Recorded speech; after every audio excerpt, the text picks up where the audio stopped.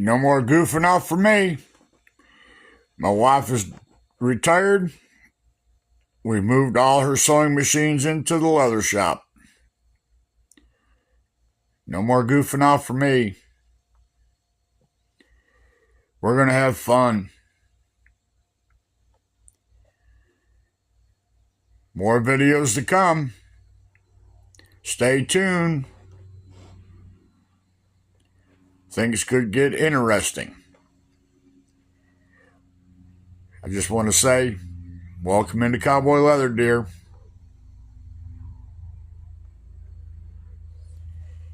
Got our sewing machines and got 2 sergers down there. I'm looking forward to it. We're going to enjoy retirement together. Stay tuned.